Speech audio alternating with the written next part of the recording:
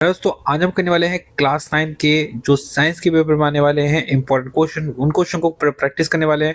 शुरू करते हैं उन सब क्वेश्चन का रिवीजन। देखो पहला क्वेश्चन बोलता है what is the Thomson's atomic model.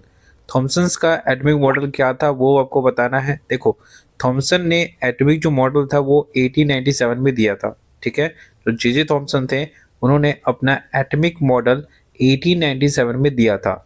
उनके एटॉमिक मॉडल को प्लम पुडिंग मॉडल भी कहा जाता है। ठीक है, उन्होंने क्या बताया था, atom is positively charge. Thomson Thomson का जो एटॉमिक मॉडल था उसमें यह बताया गया था जो एटम होता है उसमें पॉजिटिव चार्ज होता है, वो स्पेयर होता है, ठीक है, यानी गोल होता है, with electrons embedded like the seed in the watermelon. जैसे एक तरबूज है, ठीक है, उसके अंदर देखते हो बीज होते हैं, धसे हुए होते हैं ना बीज। वैसे ही थॉमसन का एटॉमिक मॉडल में ये बताया गया था कि जो इलेक्ट्रॉन्स है वो एटम्स के अंदर क्या है, धसे हुए हैं। ठीक है, इस प्रकार से उसको समझाया गया। उन्होंने ये भी बताया, देखो could not explain atomic stability. उन्होंने ये नहीं बताया कि जो एटम है वो किस प्रकार से स्टेबल रहता है। याद है, समझ में आ गया। आपको एग्जाम में आएगा कि जे थॉमसन का एटॉमिक मॉडल क्या था, तो आपको ऐसे लिखना है। इसके बाद आता है नेक्स्ट इंपॉर्टेंट क्वेश्चन, क्या बोलता है, बोले ये गया है what is Rutherford's atomic model. Rutherford का एटॉमिक मॉडल क्या था ये आपको बताना है। तो रदरफोर्ड ने जो एटॉमिक मॉडल दिया था वो दिया था 1911 में। ठीक है, उन्होंने एक एक्सपेरिमेंट किया था। रदरफोर्ड ने एक एक्सपेरिमेंट किया गोल्ड गोल्ड फॉइल पे। जो पन्नी होती है ना, गोल्ड की पतली पन्नी, उस पे उन्होंने अल्फा किरणों को, क्या नाम है, उस पे फेंका। ठीक है, यहाँ पे अल्फा किरण, जैसे मान लो एक पन्नी ले ली, एक गोल्ड की पन्नी, इस पे क्या नाम है, अल्फा रेस को मारा। ठीक है, यहाँ पे फेंका, जिसमें से एक, ये सिर्फ एक टकरा के वापस आई थी। ठीक है, इस तरह का एक एक्सपेरिमेंट किया था। ठीक है, यहाँ पे तो एक तो हमने बता दिया कि रदरफोर्ड का एटॉमिक मॉडल क्या था, उन्होंने गोल्ड फॉइल का एक्सपेरिमेंट किया। उसके बाद उन्होंने क्या बोला कि atom has a dense positive charge nucleus. Rutherford ने ये बोला कि जो एटम होता है उसके न्यूक्लियस यानी बीच में पॉजिटिव चार्ज होता है। ठीक है, और ये डेंस होता है। Electrons revolve around the nucleus in orbit. जो रदरफोर्ड थे उन्होंने ये बोला कि जैसे ये एटम है, यहाँ पे ये हो गया न्यूक्लियस। ठीक है, तो जो हमारा इलेक्ट्रॉन है वो ऑर्बिट में घूमते हैं। ठीक है, यहाँ पे ये किसने बताया, रदरफोर्ड के एटॉमिक मॉडल में बताया गया। साथ में उन्होंने ये बोला कि जो most of the atom is empty space, कि एटम का ज़्यादातर जो हिस्सा होता है वो खाली होता है, उन्होंने ये बताया। अब चलते हैं नेक्स्ट थर्ड क्वेश्चन पे। क्वेश्चन क्या बोलता है कि what is the Rutherford atomic model conclusion. Rutherford ने अपना जो मॉडल बनाया उसका कंक्लूजन क्या निकला। कंक्लूजन मतलब होता है रिजल्ट क्या निकला। तो उन्होंने जो मॉडल बनाया था उसका कंक्लूजन ये निकला कि उन्होंने ये बोला कि एटम जो होता है वो छोटा होता है, यानी स्मॉल होता है, हेवी होता है और पॉजिटिव चार्ज होता है। ये बता दिया हमने कि उसका जो न्यूक्लियस होता है वो पॉजिटिव चार्ज का होता है। Electrons move around the nucleus, और जो जैसे मैंने यहाँ पे ये बना के दिया, वो एटम है, इसमें ये न्यूक्लियस हो गया, इसके आसपास में इलेक्ट्रॉन क्या करते हैं, घूमते हैं। ठीक है, यहाँ पे उन्होंने ये बताया, इसने रदरफोर्ड के मॉडल का कंक्लूजन था। उन्होंने ये बोला कि जो एटम का अधिकतर हिस्सा जो होता है वो होता है एम्प्टी, यानी खाली होता है। साथ में model could not explain why electron do not fall into the nucleus. जो हमारे रदरफोर्ड थे, ठीक है, उन्होंने जो मॉडल दिखाया उसमें ये समझा नहीं पाए कि जैसे ये न्यूक्लियस हो गया और ये इलेक्ट्रॉन है घूम रहे हैं इसके आसपास, तो ये न्यूक्लियस पे घिर क्यों नहीं जाते, उन्होंने ये समझा नहीं पाए। कौन, रदरफोर्ड। ठीक है, अब आते हैं फोर्थ इंपॉर्टेंट क्वेश्चन में। फोर्थ क्वेश्चन क्या है, देखो यहाँ पे कि what is the feature of the Rutherford atomic model. मैंने अभी आपको रदरफोर्ड के एटॉमिक मॉडल का बताया था कि उन्होंने बताया कि जो न्यूक्लियस है सेंटर पे कंटेन प्रोटॉन, उसमें प्रोटॉन होता है, सेंटर में प्रोटॉन पाया जाता है। इलेक्ट्रॉन जो होते हैं वो मूव करते हैं क्या, न्यूक्लियस में, वही सेम क्वेश्चन आ गया हमारा, और मोस्टली एम्प्टी। तो क्वेश्चन मैंने ये सेम बार बार क्यों आ रहा है, क्योंकि क्वेश्चन जो होता है ना रदरफोर्ड का वो उसको घुमा के पूछते हैं। ठीक है, यहाँ पे इसलिए मैंने इसको 3 बार दे दिया है। ठीक है, यहाँ पे और उन्होंने ये भी नहीं बता पाए कि जो एक एटम होता है किस प्रकार से स्टेबल रहता है, वो अपने इलेक्ट्रॉन जो है अपने ऑर्बिट पे कैसे घूमता है और वो न्यूक्लियस में क्यों नहीं करता, वो समझा नहीं पाए। ठीक है, यहाँ पे इसके बाद हमारा क्वेश्चन जो आता है, इंपॉर्टेंट क्वेश्चन आता है, what is atomic mass. Atomic mass क्या होता है। देखो एटॉमिक मास के बारे में बताऊं कि देखो लिखा है यहाँ पे the total mass of an atom. Atom का जो टोटल मास होता है उसे हम एटॉमिक मास कहते हैं। Equal to the sum of, देखो अगर प्रोटॉन और न्यूट्रॉन को जोड़ दोगे ना, क्या करोगे, जो प्रोटॉन और न्यूट्रॉन को जोड़ दोगे तो एटॉमिक मास निकलता है। ठीक है, यहाँ पे एटॉमिक मास को हम किस में मेजर करते हैं, यू में। किस में, यू में इसको मेजर करते हैं। ठीक है, यहाँ पे जैसे ऑक्सीजन का जो एटॉमिक मास होता है वो होता है 16 यू, ये आपको याद होना चाहिए। तो आपको हर एक एटम का, जितने भी एटम्स होते हैं ना, जितने भी एलिमेंट्स हैं उनके सबके एटॉमिक मास पता होना चाहिए।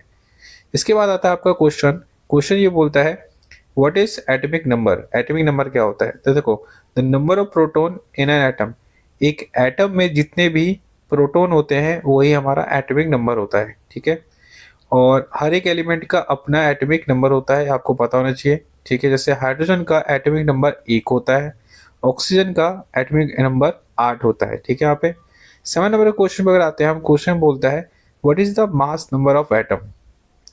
मास नंबर ऑफ एटम होता क्या है, देखो मास नंबर ऑफ एटम होता है प्रोटॉन और न्यूट्रॉन को अगर जोड़ता हूं तो ये निकलता है mass number of atom. Proton और न्यूट्रॉन को जोड़ने के बाद बनता है, ठीक है, कार्बन का 6 है। ठीक है, कार्बन का जो होता है 12 होता है, जिसमें 6 प्रोटॉन और 6 न्यूट्रॉन होता है, आपको पता होना चाहिए। अगला क्वेश्चन पूछा गया है what is the atomic valency. Atomic valency का मतलब क्या होता है आपसे पूछा गया है। तो एटॉमिक वैलेंसी की अगर बात करें तो combining capacity of the an atom, देखो एक एटम का दूसरे एटम के साथ में कनेक्शन बनाने के लिए, ठीक है, कंबाइन होने के लिए जो कैपेसिटी होती है उसे हम वैलेंसी कहते हैं। ये depend on the number of electron in the outer most shell. जो वैलेंसी होती है वो किस पे डिपेंड करती है कि, देखो मैं यहाँ दिखा देता हूँ, किसी भी एटम की जो एटम का, देखो ये सेंटर हो गया, ये ऑर्बिट होता है, ठीक है, जिसमें वो घूमता है। ठीक है, तो उसके सबसे बाहर वाले में जहाँ पे वो या तो जो इलेक्ट्रॉन है, ठीक है, जो सबसे आउटर मोस्ट वाला वो होता है, उसमें या तो देखो सिंपल सी बात है, एटम को या तो चाहिए होगा या तो वो देगा, ठीक से वो कम अपनी जोड़ी बना सकता है। ठीक है, यहाँ पे तो किसी भी एटम की वो कैपेसिटी जिसमें या तो उसको देना पड़ेगा इलेक्ट्रॉन या तो लेना पड़ेगा, उसी को हम वैलेंसी कहते हैं, एटॉमिक वैलेंसी कहते हैं। ठीक है, अगला आता है व्हाट आर आइसोटोपस। ठीक है, यहाँ पे राइट यूजेस ऑफ द आइसोटोपस। देखो आइसोटोपस की अगर बात करते हैं तो आइसोटोपस, देखो atom of the same element के atoms with the same atomic number but different mass different होगा लेकिन एटॉमिक नंबर सेम रहेगा, इनको हम आइसोटोपस कहते हैं। ठीक है, जैसे कार्बन हो गया, कार्बन 14 हो गया। ठीक है, तो इनके यूजेस क्या होते हैं, यूजेस जो होता है आइसोटोपस के, देखो यहाँ पे इनका यूज मेडिकल फील्ड में होता है। ठीक है, कैंसर का ट्रीटमेंट करने के लिए। ठीक है, इसके अलावा हम क्या कर सकते हैं, देखो यहाँ पे आर्कियोलॉजी जो होता है, कार्बन जैसे होता है ना, किसी फॉसिल का डेटिंग, मतलब उसकी क्यों कितना पुराना है वो पता करने के लिए हम करते हैं। न्यूक्लियर एनर्जी पता निकालने, जैसे यूरेनियम हो गया, न्यूक्लियर रिएक्टर हो गया, वहाँ भी इस्तेमाल करते हैं। इंडस्ट्रियल यूज में होता है, इसका यूज होता है, जैसे इसका आइसोटोपस का यूज होता है पाइपलाइन में लीकेज पता करने के लिए इस्तेमाल करते हैं। ठीक है, अब आते हैं हमारे 10 नंबर के क्वेश्चन पे। क्वेश्चन ये बोलता है what is average atomic mass. Average atomic mass के बारे में बात करें, देखो weighted average of all isotopes an element, किसी भी एलिमेंट के जितने भी आइसोटोपस है, ठीक है, जो आइसोटोपस है ना, उनका अगर जोड़ देते हो ना, जितना भी वेट है सबको जोड़ देते हो, उसे हम एटॉमिक क्या कहते हैं, एवरेज एटॉमिक मास कहते हैं। सभी एलिमेंट्स के जो आप क्या जोड़ दोगे, जो वेट जो होता है ना, वेट उसको जोड़ दोगे तो निकलेगा हमारा एटॉमिक मास। ठीक है, क्लोरीन में कितना होता है, C35Cl, और क्लोरीन 37 होता है, इसका हमारा एटॉमिक मास। ठीक है, अब बात करते हैं हमारा what is the isobar. What is isobar. Isobar में क्या होता है, एटम जो होता है ना, different element with the same mass same रहेगा, एक लेकिन इस बार एटॉमिक नंबर अलग रहेगा। आइसोबार में मास सेम रहता है लेकिन एटॉमिक मास अलग अलग रहता है। जैसे एग्जांपल में कैल्शियम 14 एंड ऑर्गन। ठीक है, यहाँ पे ये आपको पता होना चाहिए। ठीक है, यहाँ पे what are the limitation of the Thomson atomic model. Limitation क्या थी, देखो वो तो बता दिया कि जे जे थॉमसन का एटॉमिक मॉडल क्या था, वो मैंने आपको बता दिया, लेकिन इसकी लिमिटेशन क्या थी वो आपको बताना है। देखो जो जे जे थॉमसन का एटॉमिक मॉडल था, उसकी लिमिटेशन ये थी, could not explain the existence of the nucleus. ये नहीं समझा पाया कि जो न्यूक्लियस का जो एग्जिस्टेंस है वो कैसा है, न्यूक्लियस जो है वो किस प्रकार से, वो ये समझा नहीं पाया। Do not explain the stability of atom, वो ये समझा नहीं पाया कि जो एटम है वो स्टेबल कैसे रहता है, ये स्थिर कैसे रहता है।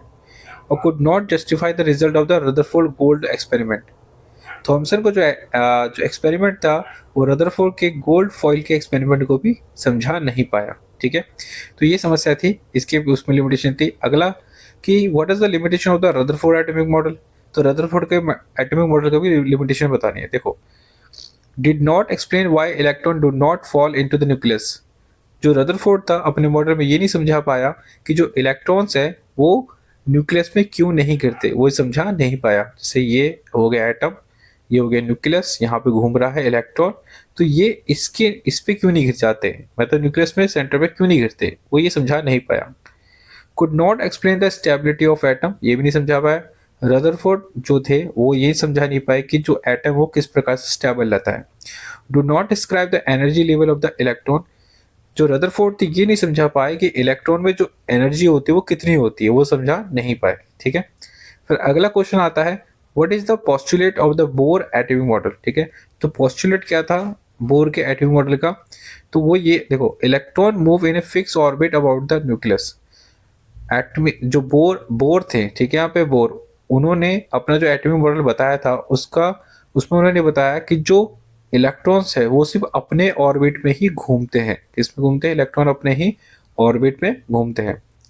Each orbit has a fix energy level, हर एक ऑर्बिट का अपना फिक्स एनर्जी लेवल होता है। ठीक है, यहाँ पे फिर electron do not lose energy while moving to the fix orbit, जो इलेक्ट्रॉन्स होते हैं वो अपने एनर्जी कभी खोते नहीं है, वो अपने ही ऑर्बिट पे घूमते रहते हैं। ठीक है, यहाँ पे energy absorb by releasing when electron jump between the orbit, मतलब कभी कभार क्या होता है कि इलेक्ट्रॉन जो होते हैं ना वो जंप कर सकते हैं जब उनमें एनर्जी आती, तो एक सेल से दूसरे सेल में जा सकते हैं। ठीक है, यहाँ पे तो दोस्तों, तो मैंने आपको कितने क्वेश्चन करा दिए, आपको मैंने पूरे टोटल 14 क्वेश्चन कराए जो इस चैप्टर से इंपॉर्टेंट है। ठीक है, आपके एग्जाम्स के लिए इंपॉर्टेंट है, आपको एग्जाम से पहले इसको अच्छे से रिविजन कर लेना है। और अगर कोई डाउट है तो आप कमेंट में पूछ सकते हो। और अभी के लिए थैंक्स फॉर वॉचिंग।